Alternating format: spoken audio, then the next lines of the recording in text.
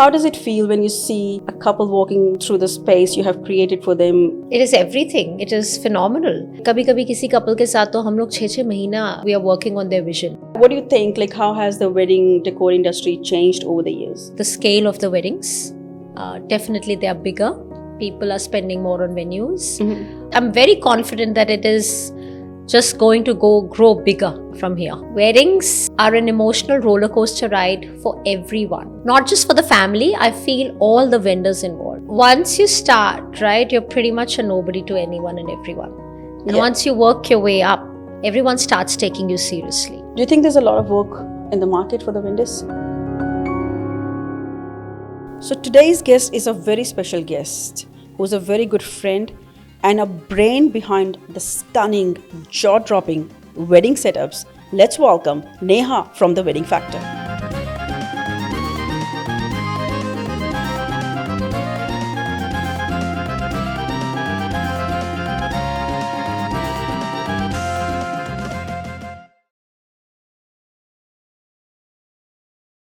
Welcome, Neha, to the Vendor Lounge. Thank you, Maahib, and congratulations to you for starting this amazing podcast. Thank you so much. It's been a hard journey, but yes, finally we are here. It was a dream. It is great because I don't think the industry has seen something like this before, and we all needed it badly. So kudos to you. Do you remember your first wedding?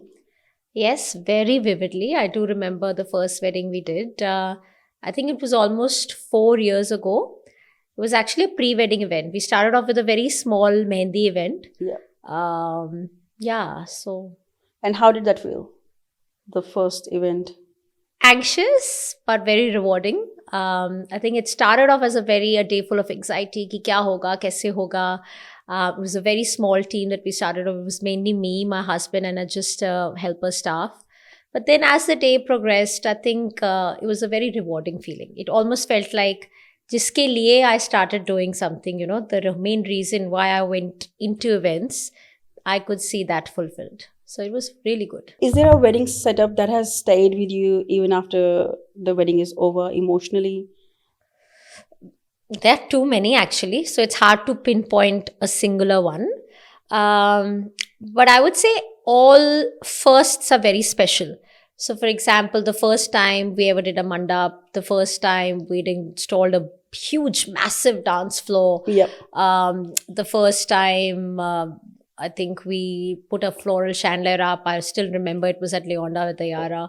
Beautiful venue, and there was so much. It was, I think, almost a 6 meters long floral canopy on. We'd been working on that chandelier for almost 5 days in a row.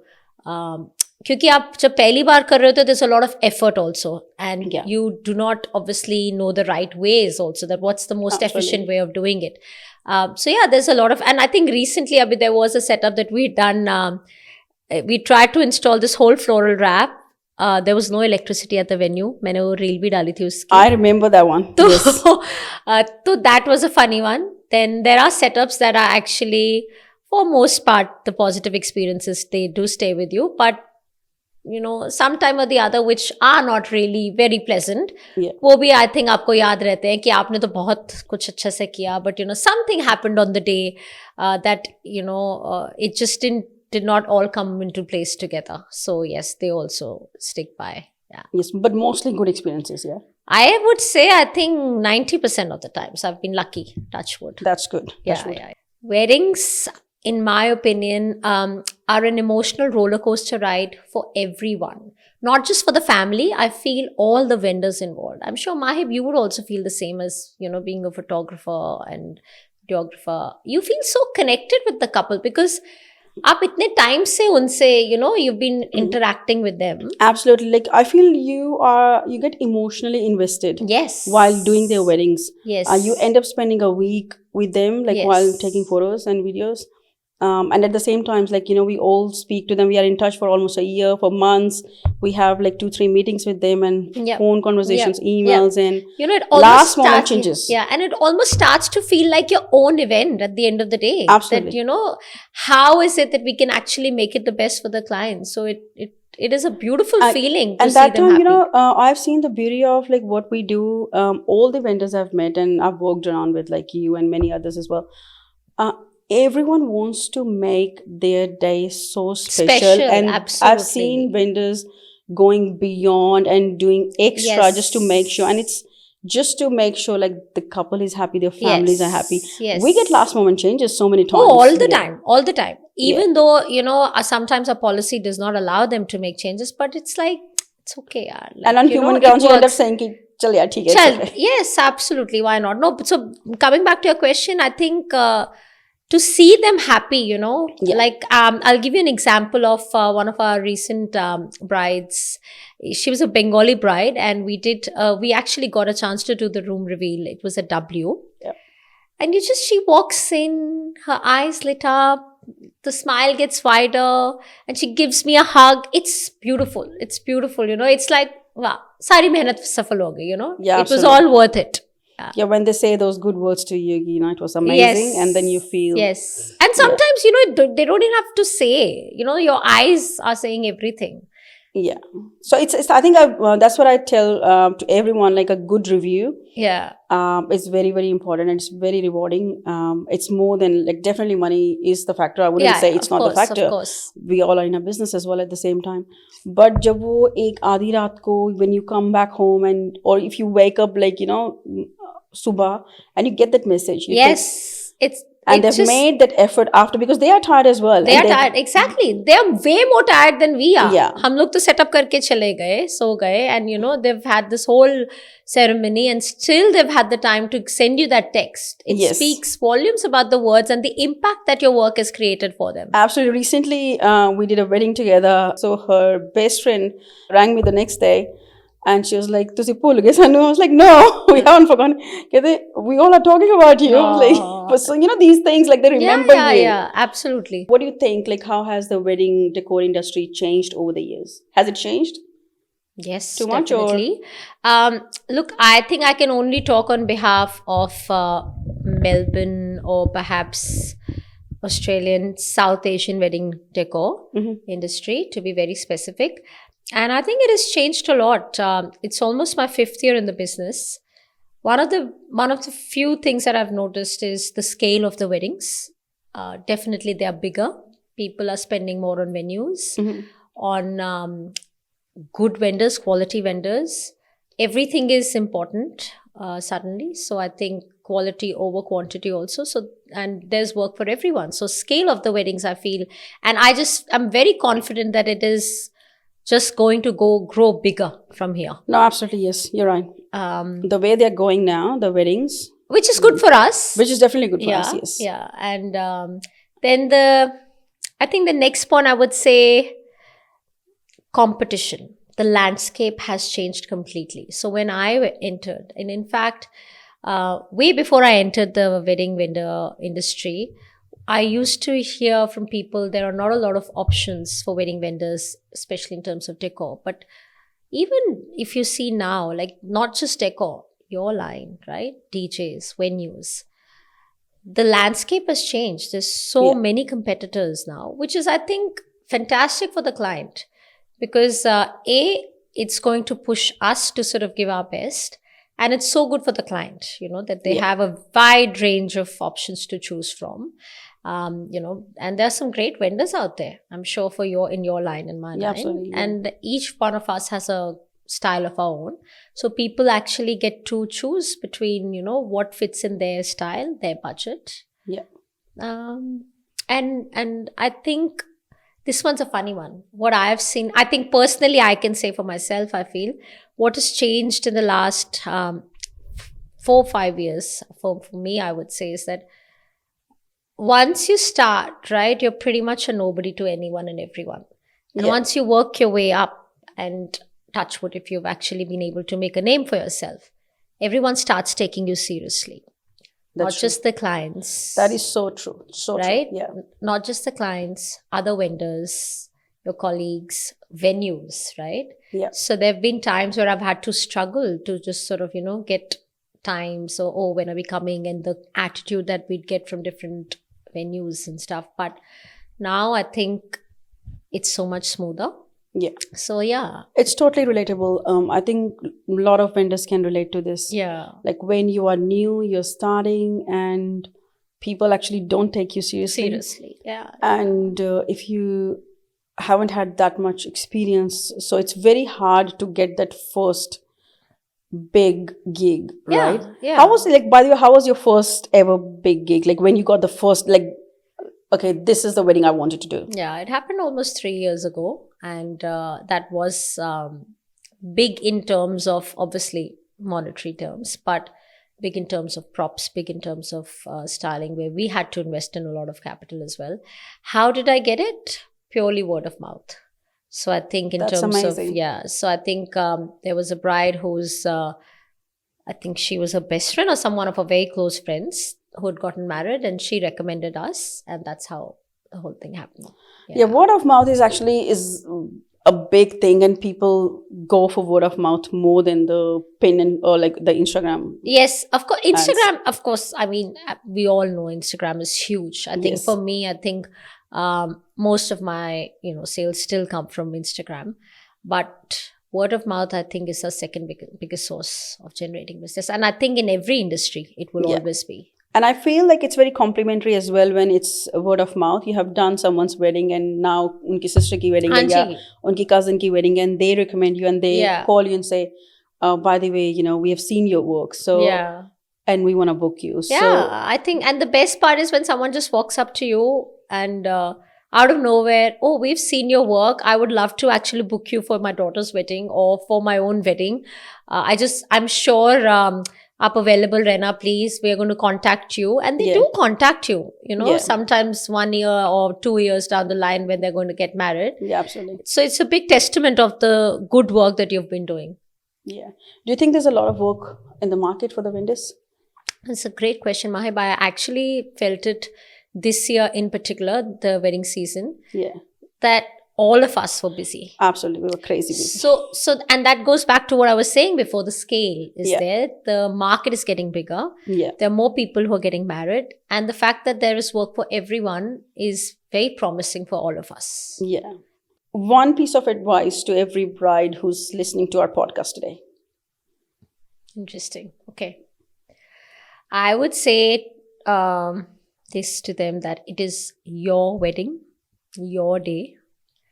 Just take as many inputs from anyone who you want it from, but do your own thing. Because what I feel is that at the end of the day, 30 years later, let's say, or 20 years later, if you're showing your wedding photographs or maybe a video to your child or to somebody, it should not feel like that, oh, this is not me. That's not my style. Yeah. Why did I do this? I wish I had done this. So I think for me, it's all about, the trends will come and go. But stay true to yourself in terms of, if this is your style, stick to your style. I think that's a very, very good point you've just mentioned, like your own style. Not ki bhi meri friend ne ye kiya tha, to mujhe bhi ye karna. Absolutely. And so many times you do see, I find like, ek jo trend chalta in terms of the dresses. So most brides do go for that. And then people, ek unki khud ka jo touch hai. Absolutely. Maahib, I'll give you an example from my own wedding, which is almost now 20 years ago. You've been married for 20 years? Yes. Don't tell me. Yes, almost 20 years, touch wood. It's 19 this year. So yes, so I'll give you an example. Almost 20 years ago, if a bride wanted to wear a non-red lehenga or a non-maroon lehenga, it just wasn't an option. Yeah. I wore an ivory lehenga on my own wedding, and I was very clear, ivory 20 years. So pastels was nowhere to be seen. It just became a trend after, Anushka and Virat's wedding. So pastels were everywhere. Like घर के बुजुर्ग की नहीं so there was a bit of pushback, but I was very clear कि मुझे red lehenga नहीं पहनना. And I'm so proud that abhi bhi aaj bhi, if I look at my wedding photos, I feel so happy seeing it. So that's just an example. Yeah. Everyone around me was just wearing reds and maroons, but I did not really feel like wearing a red or maroon. And that's your wedding, your choice. Yeah, and absolutely. Yeah. So what trends do you see staying for over the next few years? In terms of decor, I think I've seen a trend. It started off through outfits, I think I've seen, but I think it's slowly coming in, even in terms of decor. personalization and storytelling. Like a lot of couples want to tell their story in terms of how they met and everything. Recently, we did an engagement for a couple, and we had this beautiful lineup of four or five storyboards in terms of where they met and how their journey has evolved from the time they met to now they're actually getting engaged. So these were like life-size boards with a lot of florals at the bottom with lights and stuff. So, just I feel that even in terms of your tablescape and your favors, I do feel that personalization, storytelling in terms of your own, something that connects the couple and feels more customized, I think that is going to stay. How funny is it when we got married and we used to have all these drapes, and we got so tired of seeing those colorful drapes and so many events, but now dramatic draping is all over the internet. Yes. Definitely a much more muted colors. Your pastel shades and your pastels and your browns and your nudes, but हमारे शादी के time पे crisscross होता था, and I thought that was long gone, but look at it, it's dramatic back. It's back, and it's but the colors are better. Definitely the colors are better and very soothing to the eye. They look stunning, but I don't see them going anywhere, at least for the next couple of years. I think one more thing, trends are also very much, I think they're very dependent also on where you're coming from. That's very true, actually. Because sometimes you've seen, we're dealing with brides from, different parts of, the country and even the subcontinent. So, for example, a Fiji Indian bride, what she has seen and what she's seeing or she wants to see may be very different from a very typical North Indian bride. Or from a Sri Lankan bride or a South Indian bride. I've just recently, I'm sure you would have seen as well that a lot of our, North Indian brides, they are still very much, they want their culture to be sort of shown in those decor trends that they're doing. A lot of my brides this time chose that, can you do a Punjabi village theme? Sangeet or a jago. And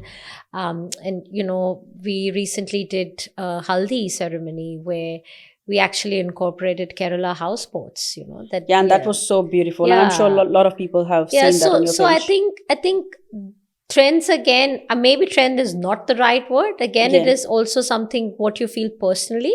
But I do feel that this generation where they want to see something which is sort of taking them which kind of speaks of what their culture looks like, where they come from. Absolutely, where they belong. Where they belong from, exactly. A sense of belonging. So I think, I don't see that going anywhere, I feel.